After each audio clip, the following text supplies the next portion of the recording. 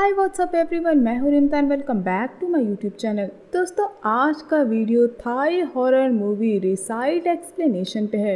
Reside एक Thai horror movie है जो आई थी 2019 में। इसके अलावा इस मूवी के कैरेक्टर्स को थाईलैंड के अवार्ड फंक्शंस में नॉमिनेट भी किया गया था। गाइस, अगर आप मेरे चैनल पे नए हैं तो चैनल को सब्सक्राइब करके बेल आइकन प्रेस करिएगा ताकि आपको आने वाले सारे लेटेस्ट वीडियोस मिलते रहें। So without wasting any time, let's get into the roller coaster ride of this movie.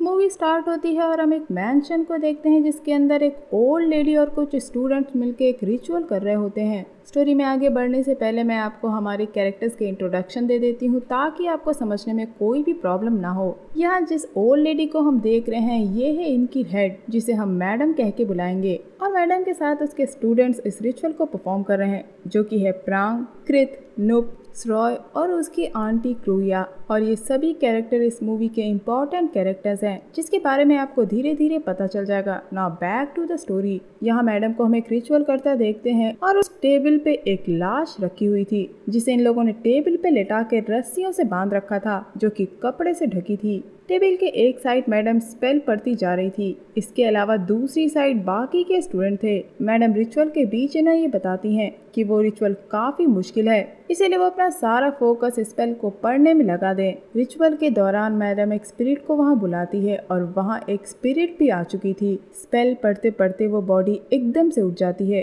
ये देख के डर के मारे वो सारे स्टूडेंट रस्सी छोड़ देते हैं जिसकी वजह से वो स्पेल पढ़ना बंद कर देते हैं। जिसके बाद मैडम क्रूया को मेन गेट बंद करने के लिए कहती हैं। और गाइस, अगर आप ध्यान दें तो उस गेट पे एक सिंबल बना था जो कि स्पिरिट्स को रोकता है, जिसका मतलब ये था कि मैडम ने उस घर में काफी रिचुअल्स करे थे।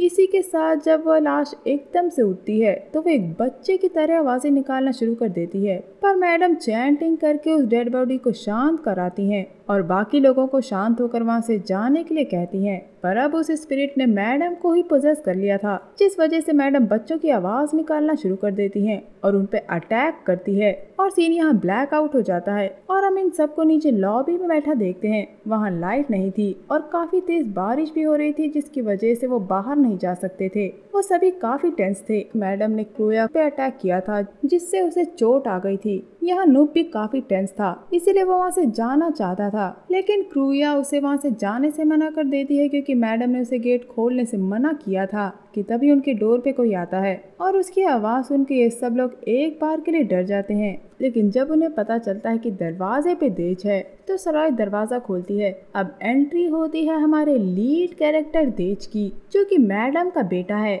वहाँ आते ही वो सबसे पहले मैडम के बारे में पूछता है, इसीलिए क्रीत उसे मैडम के पास उनके रूम में ले जाता है। अंदर आने के बाद देज मैडम को देखता है जो कि पोजेस थी। उन्हें ऐसी हालत में देख के उसे काफी बुरा लगता है और वो कुछ चैंटिंग करके उन्हें ठीक कर देता है, पर मैडम बेहोश हो जाती है, इसीलिए ये लोग उन्हें कमरे में ही सुला देते हैं। नीचे आने पे देज उन सबसे पूछता है कि वहाँ क्या हुआ, जिसपे क्रूया उसे सारी बात बताती है कि वहाँ क्या हुआ। थोड़ी ही देर में देज मैडम के रूम में फिर से जाता है जहाँ हम वॉल पे एक पिक्चर देखते हैं जिसमें लिखा था इन्फिनिटी स्पिरिचुअल सेंटर 2006, जिससे हमें ये पता चलता है कि मैडम एक तरह की शमन है जो रिचुअल परफॉर्म करती हैं। क्रूए, क्रीत, प्रांग के अलावा भी उनके काफी स्टूडेंट्स थे जिन्हें वो ये सब सिखाया करती थी। रूम से बाहर आने के बाद देज को सुरॉय रूम के बाहर मिलती है जो उसके लिए खाना लाई थी। क्योंकि देज बारिश में भीग गया था इसीलिए सुरॉय उसे कपड़े बदलने के लिए ले जाती है। नीचे प्रांग उस डेड बॉडी को देखना चाहती थी कि आखिर वो किसकी है और आखिरकार ऐसा कौन है जिसके लिए मैडम इतना खतरनाक रिचुअल करना चाहती थी। हालांकि मैडम ने किसी को भी उस डेड बॉडी को देखने से मना किया था, पर फिर भी एज ह्यूमन नेचर जो चीज मना करो सबसे पहले वही करते हैं। और ठीक ऐसा ही प्रांग उस डेड बॉडी के सर से कपड़ा हटाने जाती है कि तभी डेड बॉडी हिल जाती है और प्रांग को ऐसा लगता है कि जैसे उसके बच्चे ने उसे मामा कह के बुलाया है। ये सुनने के बाद वो काफी डर जाती है और चिल्लाने लगती है, जिसे सुनकर देज और सुरॉय आते हैं और उसके बाद बाकी बचे लोग भी वहाँ आते हैं। प्रांग उन्हें सब बताती है जो अभी अभी उसके साथ हुआ। देज और बाकी लोग उसे संभालते हैं, लेकिन हम देखते हैं कि तभी प्रांग भी अजीब हरकतें करने लगती है और थोड़ी ही देर में वो फुली पजेस्ड हो जाती है और वो देज पे अटैक कर देती है। हालांकि देज उसे संभालता है और चैंटिंग करके उसे उस घोस्ट के पोजेशन से निकालता है और देखते ही देखते वो घोस्ट रॉय को पजेस कर लेता है और स्रॉय क्रीत पे अटैक कर देती है। स्रॉय उसके गर्दन पे काट के उसे भी पजेस कर लेती है। और यहाँ आता है एक ट्विस्ट, जब हमें पता चलता है कि वहाँ एक आत्मा नहीं बल्कि दो आत्माएं हैं, जो कि एक पिता और एक बच्चे की हैं, जो उन्हें परेशान कर रही थी। पर देज दोनों को किसी तरह संभालता है और उन्हें ठीक कर देता है। इतना होने के बाद देज को समझ में आता है कि आखिर वो आत्माएं कौन हैं, और इन आत्माओं के बारे में वो सबको बताता है कि वो फ्री स्पिरिट हैं जो एरियाज को हॉन्ट करती हैं, जैसे कि जंगल या पहाड़। अब उस स्पिरिट्स के बारे में हम एक फ्लैशबैक सीन में मैडम के थ्रू जानते हैं, जो अपने स्टूडेंट्स को स्पिरिट्स के बारे में बताती हैं कि कोई वॉर से तो कोई प्लीग से मरता है, और ऐसे लोगों की मौत अनडिफाइंड होती है, और इन्हीं लोगों की आत्मा ऐसी स्पिरिट्स बन जाती हैं, और उनका सेंटर इन स्पिरिट्स के रास्ते में है। इसीलिए मैडम ने उस घर के गेट को बंद रखने के लिए कहा था, और मैडम के रिचुअल ने ऐसे ही किसी आत्मा को जगा दिया और वो वहाँ आ गई। लेकिन सवाल अब यहाँ ये उठता है कि इससे कैसे बचा जाए, और ये देज को भी नहीं पता। इसीलिए वो मैडम के ठीक होने तक उनका वेट करने के लिए कहता है, लेकिन तब तक इन्हें संभल के रहना होगा, क्योंकि अब उस घर में भी स्पिरिट्स घूम रही थी जिन्हें उनकी बॉडी चाहिए। इसीलिए देज सबसे पहले उस घर के सारी विंडोज और डोर पे प्रोटेक्टिव सिंबल लगवाता है, ताकि कोई और स्पिरिट घर में ना आ जाए, और देज बाकी लोगों को संभल के रहने के लिए कहता है। इसके बाद देज स्रॉय और क्रूया के पास जाता है। स्रॉय अभी तक बेहोश थी। ये देखकर देज उसके पास ही रुकता है, जबकि उनका ऐसा कोई भी रिलेशन नहीं था, लेकिन फिर भी स्रॉय उनके साथ रहती थी। अब यहाँ उसकी आंट क्रूया देज को उसकी स्टोरी सुनाती है कि स्रॉय एक अनाथ बच्ची है, हालांकि उसके पिता जिंदा हैं और जेल में हैं, क्योंकि उन्होंने स्रॉय की माँ का खून कर दिया था। और यहाँ में पता चलता है कि क्रूए स्रॉय के पिता की ही बहन है। स्रॉय के पिता ने उसकी माँ को प्रेग्नेंट करके छोड़ दिया था, और बाद में वो किसी और के साथ रहने लगा था। जब स्रॉय की माँ उसके पास गई तो गुस्से में आके उसके पिता ने उसकी माँ का खून कर दिया। लेकिन स्रॉय को इस सच के बारे में कुछ भी नहीं पता है। वो सिर्फ यही जानती है कि उसके माँ बाप का एक्सीडेंट हो गया था, जिसकी वजह से उनकी मौत हो गई, और तब से क्रूए स्रॉय को पाल रही है। स्रॉय की स्टोरी पता चलने के बाद देज को काफी बुरा लगता है। दूसरी तरफ हम नुप और प्रांग को किचन के पास देखते हैं, जहाँ नुप ड्रिंक कर रहा था। और यहाँ एक और रोलर कोस्टर आता है जब हमें पता चलता है कि इनका अफेयर चल रहा है, क्योंकि वो वहाँ से प्रांग के साथ भागना चाहता था। लेकिन वेट, अब इस घर में हमें और भी सरप्राइजेस मिलते हैं, जब हम देखते हैं कि क्रीत भी पोजेस था और वो अपने रूम में कोई रिचुअल परफॉर्म कर रहा था। इसके अलावा हम उसकी बॉडी पे कट्स भी देखते हैं, और उसने ब्लैक पेंट से अपनी बॉडी पे कुछ ड्रॉ करके रखा था। अब देज वापस मैडम को रूम में देखने जाता है, और अब एक और ट्विस्ट, जब हम देखते हैं कि नूप मैडम को मारने की कोशिश करता है, लेकिन देज उसे आके रोक लेता है, और इसका रीजन हमें स्टोरी के एंड में पता चलेगा। इसके अलावा मैडम को मारने में नूप का साथ प्रांग ने भी दिया था। यहाँ से स्टोरी फिर से फ्लैशबैक में जाती है, जहाँ मैडम देज को स्पिरिट्स के बारे में समझाती हैं कि ह्यूमंस के बीच कुछ ऐसा रिश्ता होता है जो मरने के बाद भी हमेशा रहता है। अगर कोई इंसान मर जाता है तो अगर आप उसके पास नहीं हैं तो भी इस बॉन्ड की वजह से ऐसा लगता है कि वो इंसान वहाँ है, और वो इंसान आपको वहाँ फील करता है। इसी के साथ हमें सच पता चलता है कि प्रांग और देज एक दूसरे से प्यार करते थे, और उन्होंने शादी भी कर ली थी, जिसके बाद प्रांग प्रेग्नेंट हो गई थी। लेकिन मैडम को ये पसंद नहीं था, इसीलिए उन्होंने प्रांग का अबॉर्शन करवा दिया था, और नूप की मदद से प्रांग और देज के रिलेशनशिप को तोड़वा दिया था। पर इसमें भी एक और ट्विस्ट आता है, क्योंकि नूप को प्रांग से सच्चा प्यार हो गया था, इसीलिए वो प्रांग के साथ वहाँ से भागना चाहता था। लेकिन मैडम ने उसे ब्लैकमेल किया, क्योंकि प्रांग और देज के रिलेशनशिप के टूटने की वजह वही था। इसीलिए प्रांग और नूप मैडम को मारना चाहते थे,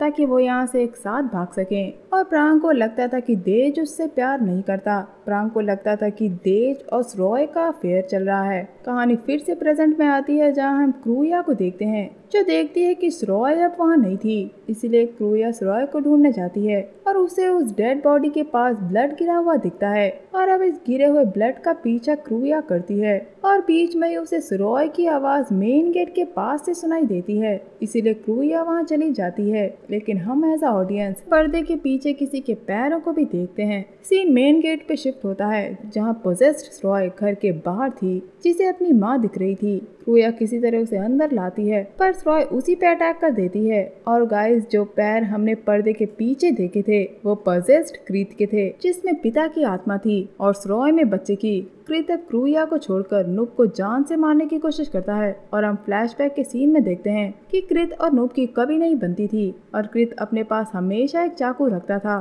जिसे नुब कृत से लेकर कृत की आंखों में घुसा देता है और खुद घर से बाहर भाग जाता है। जैसे जैसे कहानी आगे बढ़ती है तो इसमें और ट्विस्ट आना शुरू हो जाते हैं, जैसे कि वहाँ 2 आत्माएं नहीं बल्कि 3 आत्माएं थी और तीसरी थी एक माँ की जिसने मैडम को पोजेस किया हुआ था और वो सीधा प्रांग पे अटैक कर देती है। देज किसी तरह उसे रोकने की कोशिश करता है पर उस स्पिरिट को प्रांग की बॉडी चाहिए थी। फिर भी देज हिम्मत ना हारते हुए उस स्पिरिट को मैडम की बॉडी से निकाल देता है, लेकिन इसका कोई फायदा नहीं होता क्योंकि जैसे ही देज उस स्पिरिट को मैडम की बॉडी से बाहर निकालता है वो स्पिरिट प्रांग को पोजेस करके अपने साथ नीचे ले जाती है। दोस्तों अब उस घर में 3 स्पिरिट्स थी, लेकिन अब देज इन स्पिरिट्स को कंट्रोल नहीं कर पा रहा था। क्रूया श्रॉय को संभालती है पर वो भी आउट ऑफ कंट्रोल थी। क्रूया उसे समझाने की कोशिश करती है कि वो उसकी आंट है, लेकिन श्रॉय पोजेस्ड थी। देज उसे आजाद कराने की कोशिश करता है, लेकिन तभी श्रॉय कुछ ऐसा कहती है जिससे हम कंफ्यूज हो जाते हैं। वो देज से कहती है कि तुम हम ही में से एक हो, इसलिए तुम्हें हमारा साथ देना चाहिए।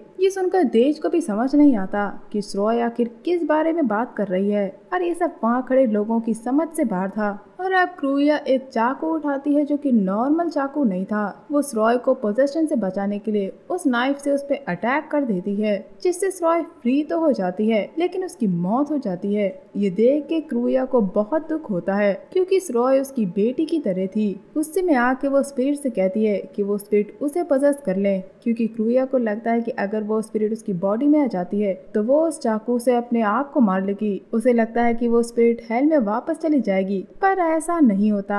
हम देखते हैं कि क्रूया उस चाकू से अपने आप को मार लेती है, पर वो स्पिरिट अभी भी वहीं थी। इधर स्पिरिट नुब को पोजेस कर लेती है। घर के बाहर नुब की बॉडी से हम कई सारी पेड़ों की जड़ों को निकलता हुआ देखते हैं और अब उस घर में प्रांग और देज अकेले थे और नुब बाहर था। देज प्रांग को संभालने की कोशिश करता है पर प्रांग अभी भी काफी डरी हुई थी, इसीलिए वो उससे दूर रहने के लिए कहती है क्योंकि अब वो किसी पे भरोसा नहीं कर सकती। और उसे इस बात का भी गुस्सा था कि आखिर ऐसा कौन है जिसके लिए मैडम ने इतना खतरनाक रिचुअल किया, इसीलिए वो उस डेड बॉडी का चेहरा खोलती है। और यहाँ आता है सबसे बड़ा ट्विस्ट। गाइस वो डेड बॉडी किसी और की नहीं बल्कि देज की थी। दोस्तों जब देज को पता चला था कि प्रांग का एबॉर्शन मैडम की वजह से ही हुआ था तो वो उन्हें छोड़ के जाने के लिए तैयार था। प्रांग को ऐसा लगता था कि देज उससे प्यार नहीं करता, लेकिन ऐसा नहीं था। देज के मन में प्रांग के लिए कोई भी गुस्सा या नफरत नहीं थी। वो तो उसके साथ रहना चाहता था, लेकिन प्रांग को मैडम से बदला लेना था क्योंकि मैडम की वजह से उसने अपने पति और बच्चे को खोया था। इसीलिए नुब और प्रांग ने मिलकर मैडम को मारने का प्लान बनाया था और इसीलिए उन्होंने मैडम की कार के ब्रेक्स फेल कर दिए थे। लेकिन मैडम से बहस होने के बाद देज उस कार को चला के ले गया था, जिसकी वजह से उसका एक्सीडेंट हो गया था और उसी एक्सीडेंट में ऑन द स्पॉट उसकी मौत हो गई थी। और जब मैडम को देज की मौत का पता चला था तो उन्होंने इस रिचुअल को किया था ताकि वो देज को वापस उसकी बॉडी में लाकर जिंदा कर सके। दैट मीन्स नेक्रोमेंसी, जिसके बारे में मैंने एक वीडियो बनाया था जिसे आप ऊपर के आई बटन को प्रेस करके देख सकते हैं। लेकिन जब मैडम ने वो रिचुअल परफॉर्म किया था तो देज की आत्मा से पहले ही वहाँ इविल स्पिरिट आ गई थी। और अगर आपने ध्यान दिया हो तो ठीक उस रिचुअल के बाद दरवाजे पे देज आया था, बल्कि वो देज नहीं देज की आत्मा थी जो रिचुअल करने की वजह से वापस उस घर में आई थी, क्योंकि देज को खुद नहीं पता था कि वो एक स्पिरिट है। और अब वहाँ बचे थे पोजेस्ड नुब और पोजेस्ड देज की डेड बॉडी जो प्रांग को मारना चाहते थे। पर तभी वहाँ मैडम आ जाती हैं। सीन यहाँ से अगले दिन पे शिफ्ट होता है जहाँ हम देज को उठता देखते हैं और उसके पास प्रांग और मैडम खड़े थे और वो लोग उस घर से बाहर चले जाते हैं और ये मूवी यहीं खत्म हो जाती है। तो दोस्तों चलिए इस मूवी पे बात करते हैं। इस मूवी के एंड में कोई भी जिंदा नहीं बचा था, वो सारे लोग मर चुके थे और वो 3 इविल स्पिरिट जो उस घर में आई थी वो एक फैमिली की थी, यानी कि पिता, माँ और एक बच्चा। उस बच्चे के पिता वॉर में मर गए थे और जैसा कि मैडम ने बताया था कि ऐसी मौत मरने वाले जगहों को हॉन्ट करते हैं और उस माँ ने अपने बच्चे से कहा था कि एक दिन वो उसके पिता से जरूर मिलेंगे उस ट्री के पास जहाँ वो मरे थे। और एंड में इन तीनों आत्माओं ने मैडम, देज और प्रांग की बॉडी पे कब्जा कर लिया। उन्हें 3 बॉडीज चाहिए थी और एंड में हम उन्हीं स्पिरिट्स को मैडम देज और प्रांग के अंदर देखते हैं जो उस घर से बाहर चली जाती हैं। कल्ट की लीडर यानी मैडम अपने बेटे को वापस जिंदा करने में फेल हो गई थी। अब यहाँ मैं आपका एक और डाउट क्लियर करती हूँ कि देज की स्पिरिट्स को वो सब लोग देख और छू कैसे पा रहे थे। इसका आंसर भी मैडम ने दिया था कि अगर आपका बॉन्ड किसी से काफी स्ट्रॉन्ग है तो आप उन्हें हमेशा अपने पास फील करते हैं और वो आपसे कभी भी दूर नहीं जा पाएंगे। और देज इन लोगों के साथ उस सेंटर में काफी सालों से था। तो दोस्तों ये था मेरा movie explanation Thai horror movie Reside को लेके। उम्मीद करती हूँ आपको ये वीडियो एक्सप्लेनेशन पसंद आया होगा। अगर आपको मेरा ये वीडियो पसंद आया है तो लाइक और कमेंट जरूर करिएगा और मेरे चैनल को सब्सक्राइब कर लीजिएगा। मैं मिलूंगी आपसे अगली वीडियो में, तब तक के लिए अपना बहुत ख्याल रखिए। Stay safe, keep hunting, lots of love.